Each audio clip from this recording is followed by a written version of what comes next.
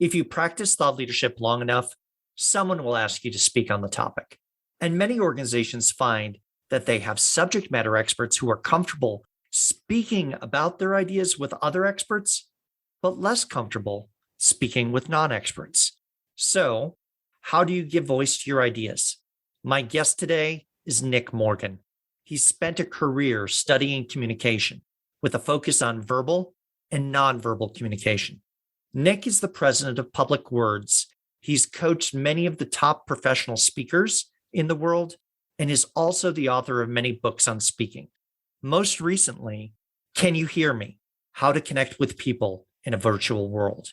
He's also written one of my all-time favorite books titled Working the Room. I'm eager to talk with Nick about how to communicate more effectively. We also touch on his journey as a coach of thought leadership practitioners, as well as his own thought leadership journey. I'm Bill Sherman, and you're listening to Leveraging Thought Leadership. Ready? Let's begin. Welcome to the show, Nick.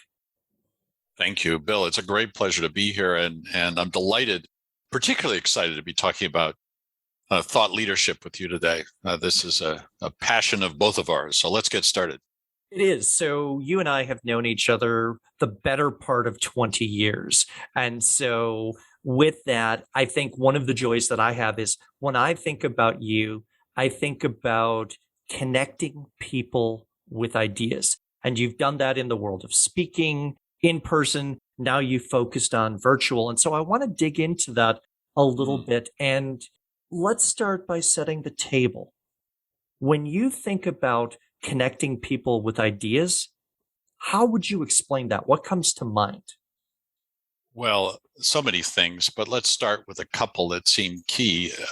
I began my career after I was an academic for a while as a political speechwriter. And so the first thing I learned was you have to understand the voice of the person that you're working with. In this case, I was the speechwriter. I had to, in essence, channel the governor so that I could speak with his voice. And one of the mistakes you tend to make early on is you think I have to say something brand new and clever. But as you and I both know, there are not a lot of new ideas under the sun. Most of the ideas around the big themes that thought leadership tend to be about, leadership and change and those kind of great issues. Most of what can be said has been said. But what's different is your voice, your unique voice. Nobody's gone on the road that you've gone on in your own personal journey. And that personal journey has to inform the themes of the thought leadership that you strike. And so that's really the first place to start, is figuring out what's your voice. And that's gotten more complicated over the years because it used to be, it was fairly simple. You kept a lot of your personal story out of this and focused on your expertise, your knowledge. And now it's expected, indeed perhaps required, that you be authentic and self-disclosing and bring a lot of your own personal journey into the story.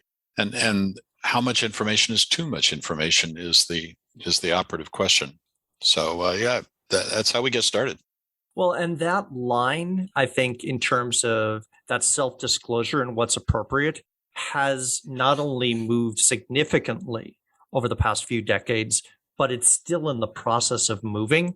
And each of us is navigating and saying, okay, if there is an I in the practice of thought leadership, what is the right amount of sharing that I in the idea, right? Yeah, it varies from fairly simple answers, such as the day I had to give a speech and my father had passed away 3 days before. Should I share that with the audience or not? Because there was no way I was going to escape from under that cloud that I was enveloped in.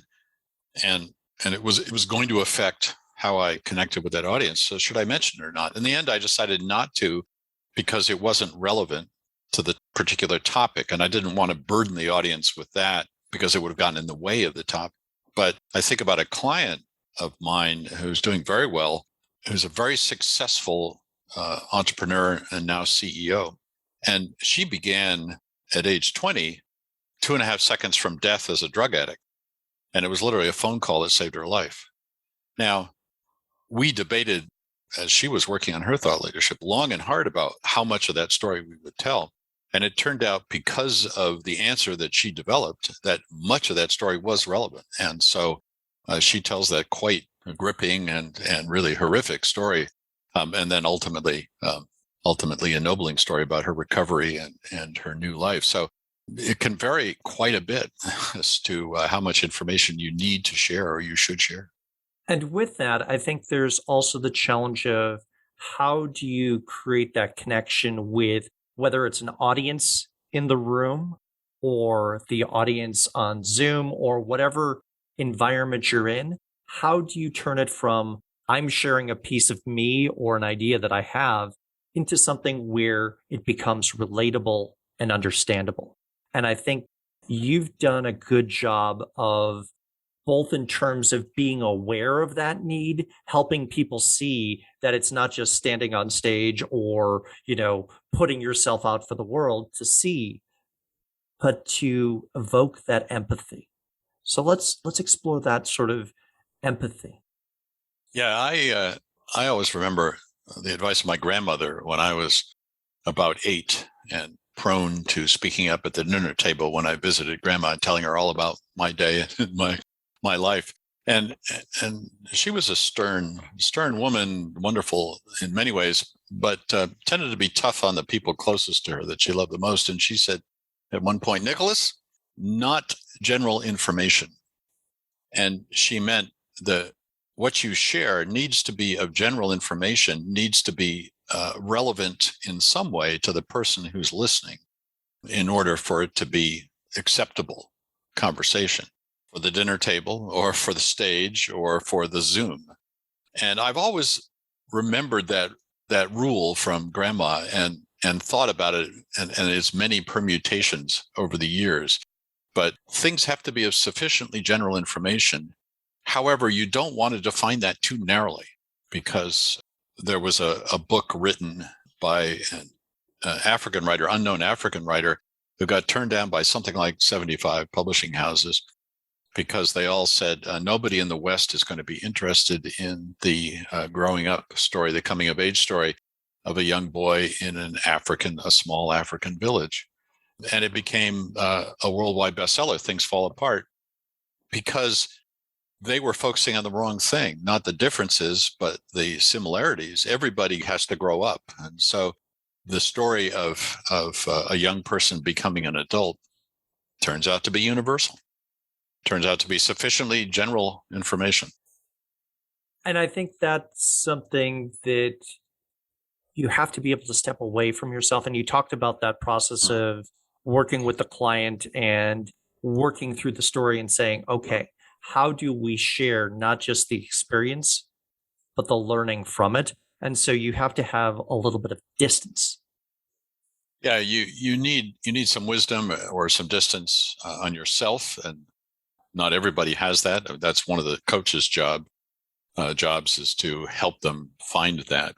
But ultimately, you just need to ask yourself, what is the problem the audience has for which my story, my information can be a solution? And once you know what that is, then you know the extent to which it's relatable. And you can use that as a rule of thumb to keep from wandering too far down into some rabbit hole that won't be of interest to your audience. So that's really the key, is what's the problem the audience has for which your information is the solution. So your latest work on Can You Hear Me in the digital age, talk to me about that sort of transformation of, because speaking had been so much in person and communications in person. So you talk about writing the speech for a governor, in fact, right? Now we're all in these boxes. What's the same and what's changing, and how should we do it better? That is the question. And of course, one we've all been living in for the past almost 2 years now. And the quick answer is that the basic rules of communication turn out to be surprisingly the same. However, you still need good storytelling. You still need to show up with energy and presence. You still need these basics. However, there are some pitfalls in the virtual world that I was actually quite surprised to discover when I did the research for the book, because I'm a technophile. I'm an audiophile. I love new gadgets. And I thought, this is going to be fun. We're going to discover we have this whole new way of communicating that is going to add to our options. And that may be the way it comes down ultimately when we get through the pandemic and we're free to go back in person in whatever hybrid version of reality we experience. But for now, for many people, it feels like a restriction or a lesser thing. And the reason for that is what we humans care about is each other's intent more than we care about the exact words that we say.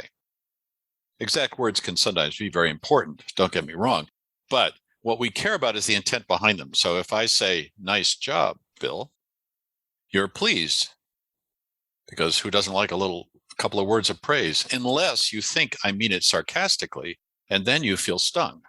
You're saying, why are you ragging on me? So intent matters, and it matters enormously. In fact, intent is everything in most communications. And intent is harder to get in the virtual world, even on video conferencing. Just give a quick, for instance, on video conferencing, we think of it as a three-dimensional exchange because we're used to translating in our brains what a two-dimensional picture looks like into 3 dimensions. But it isn't the same as 3 dimensions. And we don't get as good a read on the other person's emotions from the two-dimensional representation of a three-dimensional being.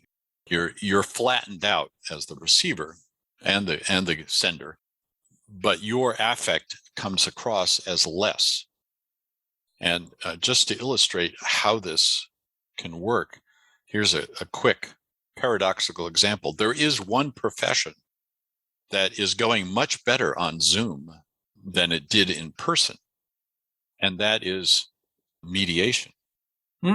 So couples getting divorced, they hire a mediator because they're going to be basically friendly about it, and they work out all the details of the divorce. Okay. In person, that can sometimes get heated, even with the best of intentions. Suddenly you're taking away my assets. How do I feel about that? It turns out because the emotions are damped down on Zoom, that mediation works better because the two parties just don't get as angry potentially as they can in person. And so to me, that's a beautiful counterexample of what's going on here. Emotions are tamped down. We don't know how strongly the other person really feels about it on Zoom. We don't get as good a read on their emotions. And it's not just the intensity either, it's the quality and kind of emotions as well. So that access to emotion, right? And the ability to evoke emotion, I think, is often one of the most effective tools in the practice of thought leadership. Whether it's seeing around a corner and getting someone to see an opportunity or a risk and have that aha moment, or for them to look back on the past and say, oh, there was another way. So, how do you view that sort of accessing emotion? And is there a way to do it more effectively? Because I think a lot of us stumble through that process. Yes, it's really a lovely question because for business people, especially when we're talking about our area of expertise, we tend to think of it as a body of knowledge. It's not infused with emotion. So we have to remember, first of all, we're passionate enough about it that we're willing to devote our lives to studying this area, as I am about communications. I start thinking about communications when I wake up, and I often doze off thinking about, oh, that would be a good blog topic if I write it down here as I'm falling asleep. So, I'm crazy passionate about communications. The issue in the business world often is that we don't like to think about conflict in the business world. Everything's supposed to go well. We've got some great products or services. We treat our customers beautifully. They never complain. It's all good. The interesting stories and the passion comes in when things go wrong and when there's conflict. And to bring that in is often uncomfortable at first for the thought leader. And more personally, once upon a time, I worked with a billionaire. The one time when things didn't work out well with a thought leadership program. And I kept telling him, you have to tell us all the mistakes you made along the way because people want to know, how did you screw up and still become a billionaire? Because we know we're going to screw up. What we want to know is, how do you survive that and become a billionaire? And he was just deeply uncomfortable talking about any of the mistakes he made. He was convinced that he had done a few things right and he wanted to tell us about those things, but they weren't, frankly, that different than what other people do. He just did them more so. And as former governor of Texas, Ann Richards, liked to say, backwards and in high heels. He he he just did it with a couple of twists. But what was really interesting was all the mistakes he'd made and the things he'd learned along the way. He just didn't want to talk about those things. So conflict is hard, and that's what typically gets in the way of good storytelling. Conflict, vulnerability, transparency, and the ability to admit a mistake, right? And those are the things that we probably sweat over the most in hindsight or in 2 a.m. when we're in bed going, what could I have done differently? But if we don't bring those things to the table, I think we rob our ability to storytell and to share insights. So you mentioned something I want to circle back to. Mm. You talked about the joy of the practice of thought leadership. And you said, hey, my passion is communication from the morning I wake up to the time I go to bed. Mm. And it's always percolating. So was that always the case for you, or what activated that joy? Well, it was really a couple of things that happened to me when I was 17, the most important of which was I was tobogganing and was in a horrific accident, fractured my skull, and was in a coma for a week. And during that week, I died very briefly and came back to life. Just they came running in with the paddles and shocked me back to life. And when I woke up, I could no longer read body language. It was a very curious thing, and it wasn't something that the doctors tested for. They test for to make sure your brain still functions and you know what year it is and who's the president of the United States. They ask you a sort of a basic IQ test to see if your prefrontal cortex and higher brain functions have survived. But nobody asks you, so can you still read body language, Nick? And it took me a while to figure out that I couldn't. It was when I went back to school and I was looking terrible, having just been through this accident. I had a horrific scar running down the side of my head. And my friend said, Nick, you look great, being, of course, sarcastic 17-year-olds. And I said, thanks, because I thought they meant it. I had lost the ability to read sarcasm. And it wasn't until a couple of awkward exchanges later that I figured this out. And then I started studying body language with intensity because I knew I was missing something huge. Intent, again, the ability to read other people's intent. And I had to get it back. And so I started studying them, made a bunch of friends very uncomfortable by staring at them for long periods of time, trying to figure out what's your emotion here. And it gradually came back. And I think I probably just recovered as well as sort of trained myself. But as a result, ever since, I tend to think about these things consciously as well as the way all humanity does, which is unconsciously. We're all unconscious experts in body language. When we have some friend that we know or loved one that we know or a family member, and if they're full of emotion, they come running into the room full of good news or bad news, or they're angry because something bad has happened, we can instantly pick up on that. Why? Because we know well their sort of baseline of communication. We know what they're like in normal state. And so we can easily read heightened state of emotion. And I couldn't do that for a long time. It was 6 months, 6 to 9 months. And so that led to this absolute fascination and passion for communications, because once it's sort of threatened to be taken away from you, then you realize how precious it is, and you want to be able to function fully. So that's how I started. That's a fantastic story. Thank you for sharing that, Nick. It also makes me think of something that I've seen as a pattern working with thought leadership practitioners over the years. And I'm curious if this resonates with you. I think for many, not all, but for many, thought leadership begins with something of a problem or a challenge you're trying to solve for yourself. And that leads to that deep questioning where you're wrestling with it on a day to day basis. And then from there, the aha and sort of the spark of, oh, there's so much to learn in just this small area. And then it becomes self sustaining. Have you seen that working with some of your clients as well? Is that resonate?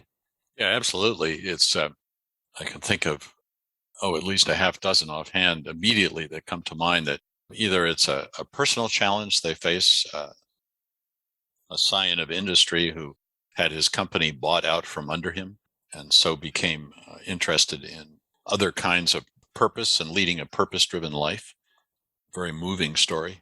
And I mentioned earlier the woman who was a drug addict and narrowly escaped death, only to go on to become very successful and to fill her life with love and purpose and achievement.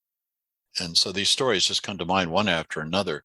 Sometimes it's a problem about an idea. I have a good friend who is an expert on AI, and her interest comes originally from the academic study of computers and artificial intelligence and that sort of thing. And she's found the challenges of AI to be sufficiently intriguing in a fast-changing world of fast-changing area of information that keeps her engaged.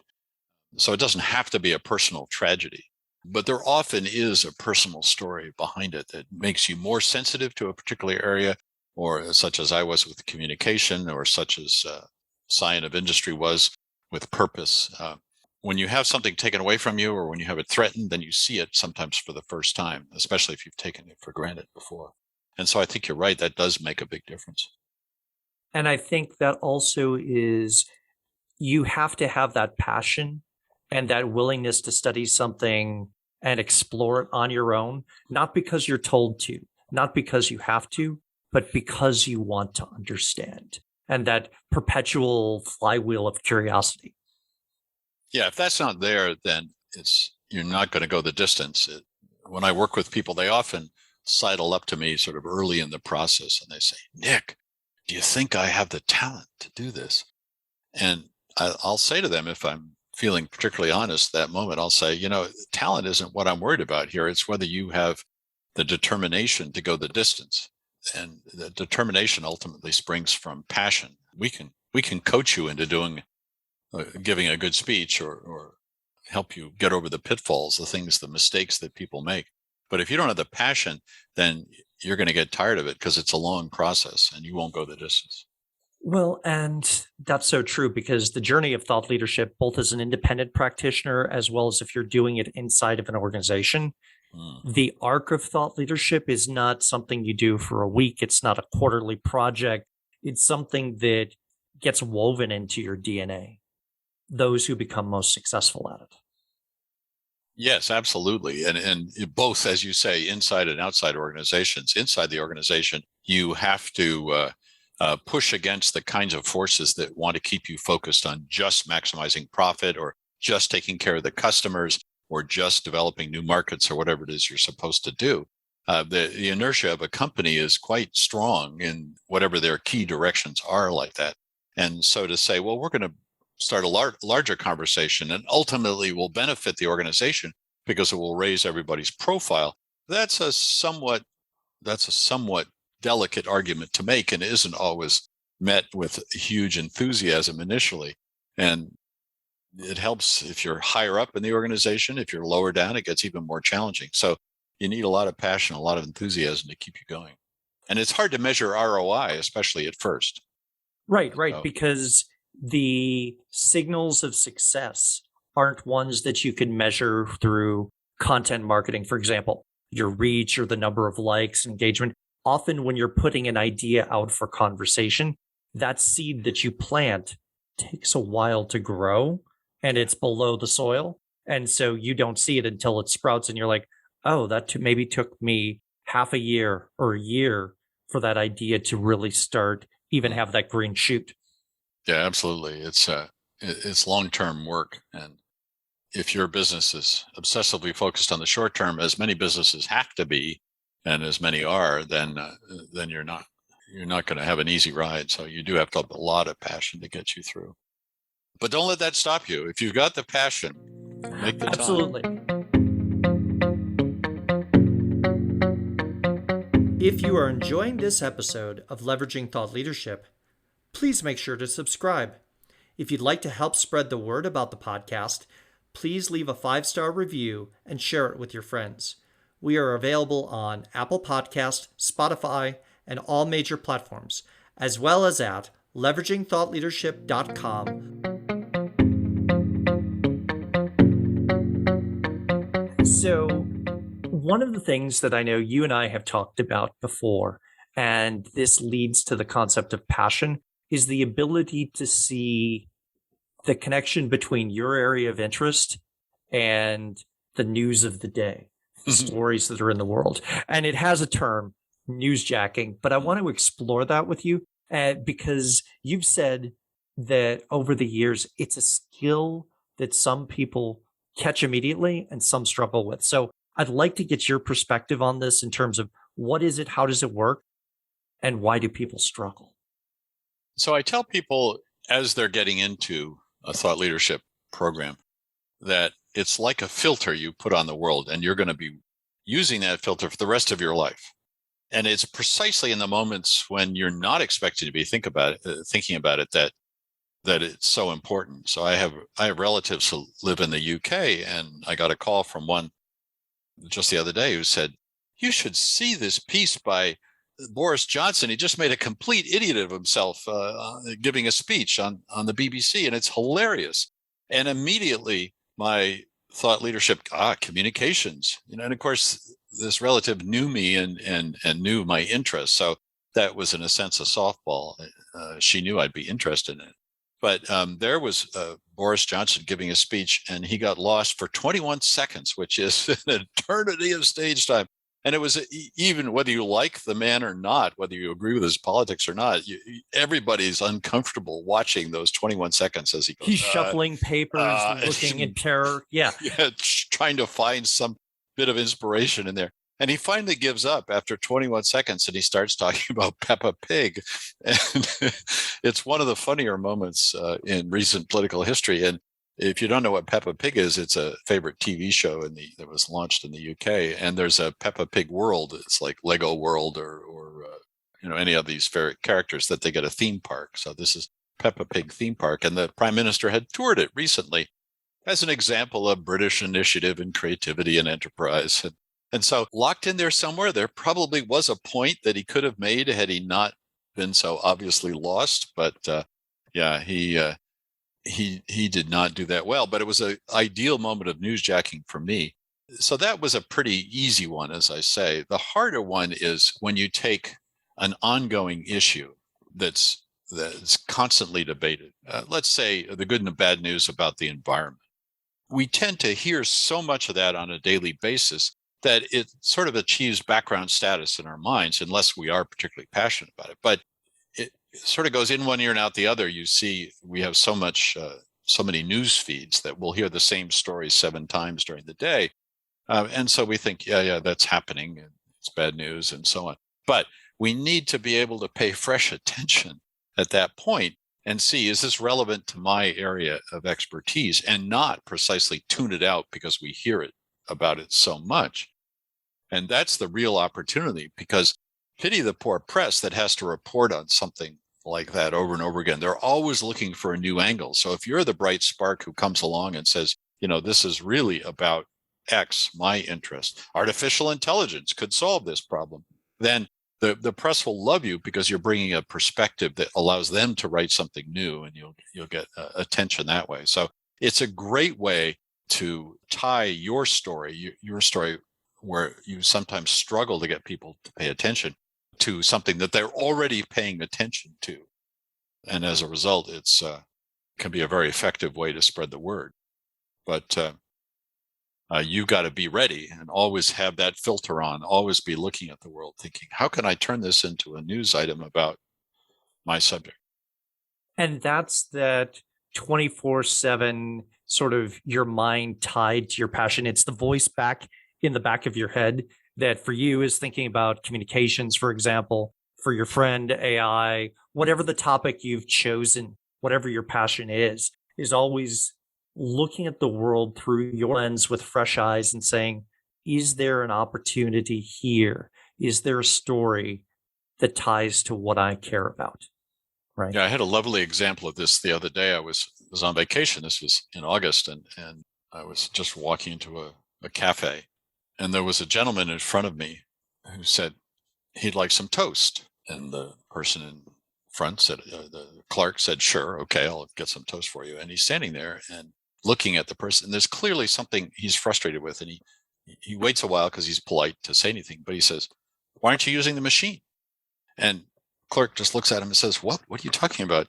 And realizes he's gesturing to the little credit card reader, which is made by a company called Toast, based here in Boston. And he saw toast on the top, so he thought this was some magical new way to toast. And yeah, the reaction of the clerk was priceless. She didn't want to draw his attention to his moment of foolishness and make and humiliate him. And I was trying not to crack up behind him, but we can all understand this. Technology moves fast. He'd never seen this before. Just because it was about the size of a credit card, it was awfully small to be making toast. But never mind, he wanted his. And toast. if it did make toast, I want to see it used, right? Yeah, how cool would that be, right? Exactly.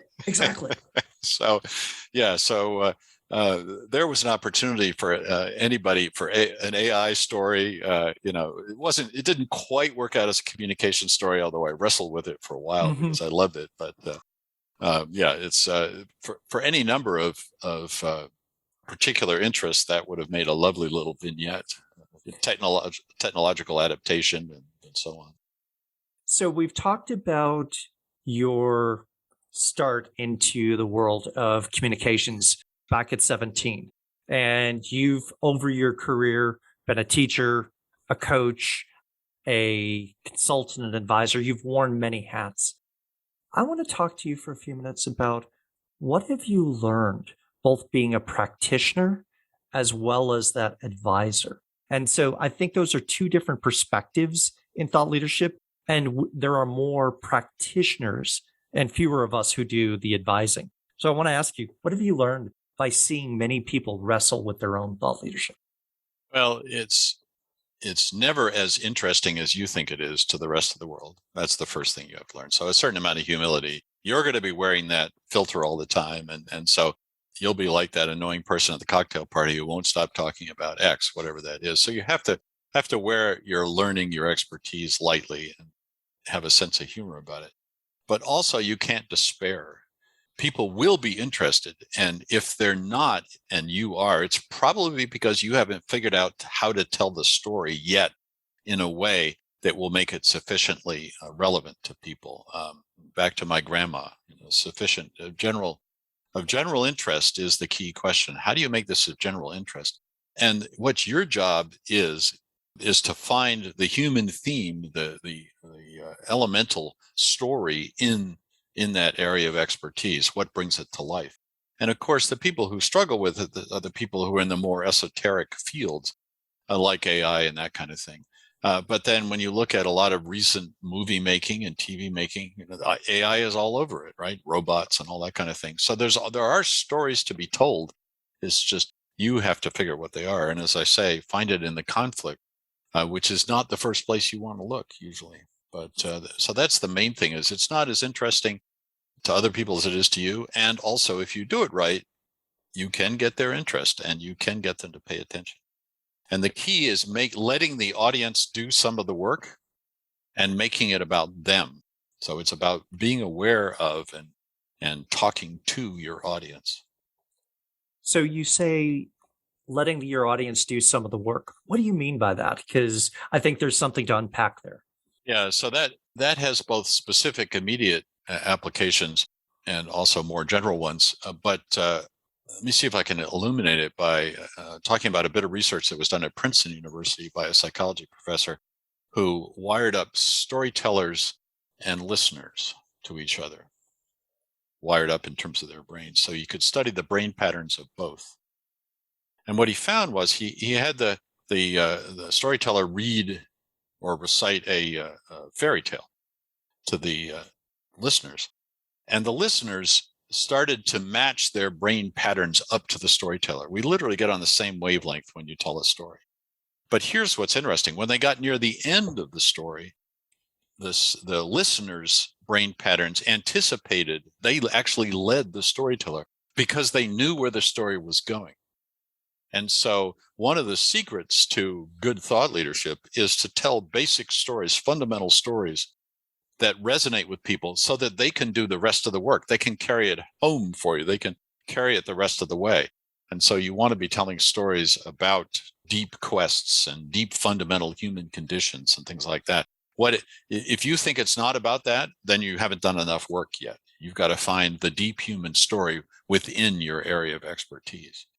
And to my astonishment, I will tell you that the people who struggle with this the most are people in the medical world. And for me, that's astonishing because the medical world's about life and death, and you can't get much more basic and human than that.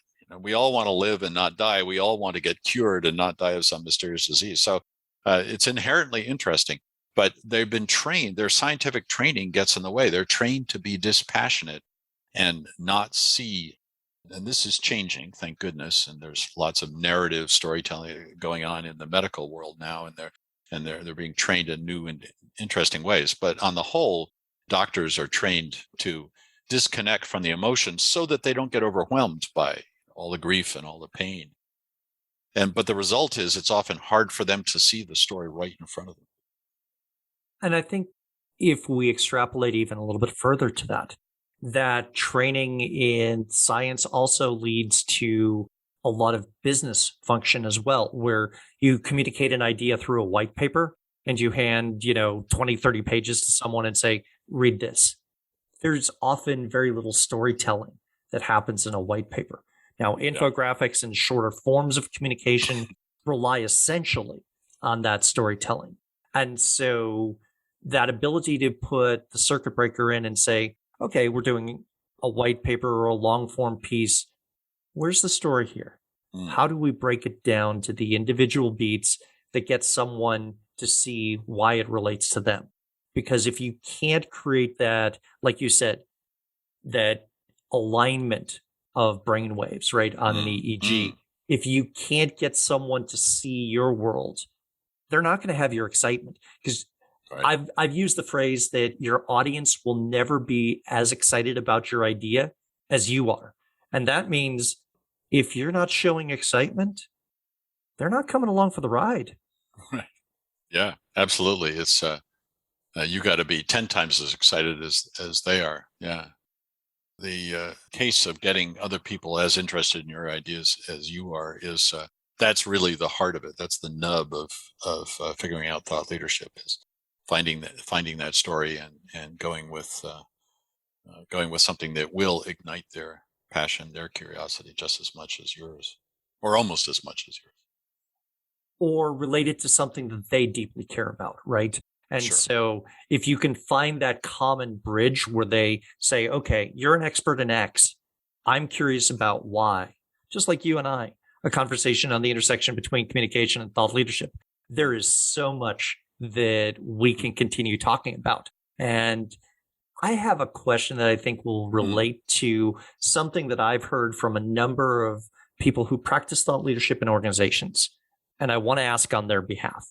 So heads of thought leadership have said to me something along these lines. We have some amazing experts in-house, but if you ask them to go out and speak or to share these ideas, they get scared or they deal with cold feet and they're afraid.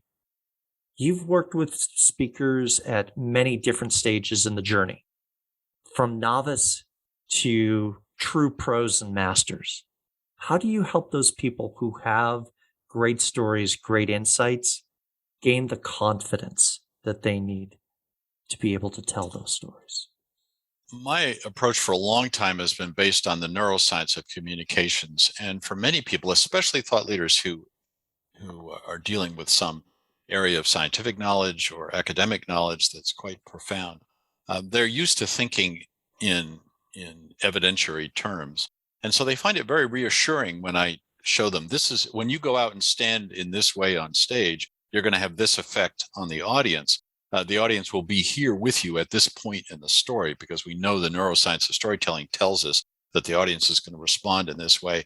And knowing that you can control that to an astonishing extent and have a clearer understanding of where your audience is, where you are, that gives people a lot of reassurance. And so it takes away the basic fear of public speaking, which is that I'm feeling exposed. I'm standing in front of a bunch of people who are going to judge me. And that feeling is probably ancient. Many of my colleagues in the space say it comes from the fear of being kicked out of the tribe that was our biggest danger 100,000 years ago or a million years ago, because humans, being a weak species, couldn't survive on their own. We were strong as a group, but weak on our own. So we're afraid of getting kicked out of the tribe. Hence, anytime we have to stand up in front of the tribe and be judged by them, what if their vote is thumbs down? Then we're out in the woods somewhere with the saber-toothed tigers after us. So that fear is real and it's primal, but it goes away if you can understand fully what you're doing and realize that these things are controllable and predictable. So take away some of the uncertainty and bring clarity in terms of what needs to be done rather than worry about what might happen. Yeah, and if you have a good, clear plan in mind and you know that it works, then that gives you a lot of comfort. And of course, for many people, that kind of fright is quickly overcome a few minutes into the speech of this sort of immediate nerves. But then for other people, it takes a longer period of time, and it's speaking in front of a number of audiences. You start to recognize, oh, this is at this point, this is where the audience will laugh, or this is where the audience will respond in some way that I'm familiar with now. And that's very reassuring. If you know your audience and you know your topic, then you can get quite comfortable. Even the most extreme introvert can get comfortable in front of an audience when it's predictable. So, as we begin to wrap up, I want to close with one question. There are more people at the start of their journeys in thought leadership than there are who are reaching towards the end. And that's just true because so many people are more interested in thought leadership now than decades ago. My question would be one for you.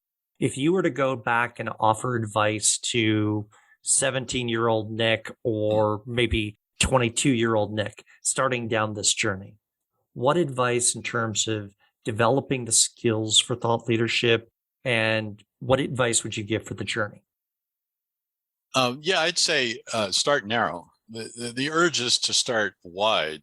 You think I have to appeal to everybody, but you actually get further faster if you find the other experts who truly care about the thing you do as narrowly as possible. And then you get to know them and you find out the tricks of their trade and how they go about it and how they talk about it. And if you can do them one better, great. But you're going to learn from that experience. And then you can gradually build out from there.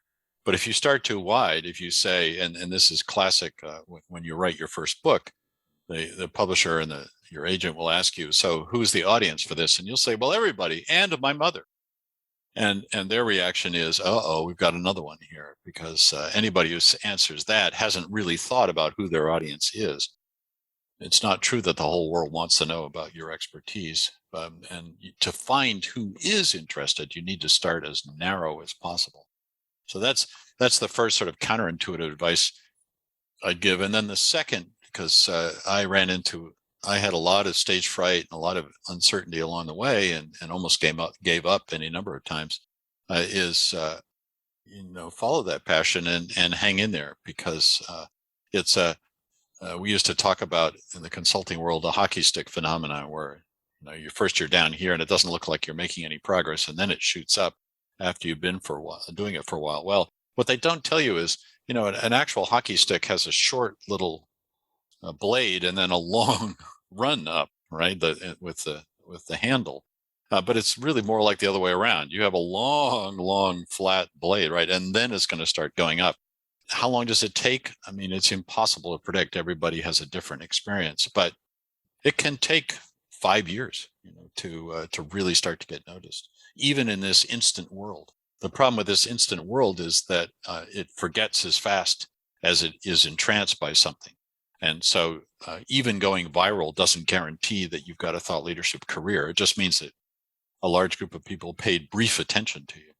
And that's a trap that many a thought leader falls into. That's the other bit of advice I give is don't in fact try at all for the short term viral meme, but rather go for the long haul and build your audience slowly, because that short term audience, it's like crack cocaine. It's going to come and go just like that, and you're going to be left feeling worse when you were done than you did before you started. So There is so much more we could talk about, Nick, but I think that's great advice. Thank you very much for joining us today. Oh, Bill, it's always great to chat with you. If you're interested in organizational thought leadership, then I invite you to subscribe to the OrgTL newsletter. Each month, we talk about the people who create, curate, and deploy thought leadership on behalf of their organizations. Go to the website orgtl.com and choose Join Our Newsletter. I'll leave a link to the website as well as my LinkedIn profile in the show notes. Thanks for listening, and I look forward to hearing what you thought of the show.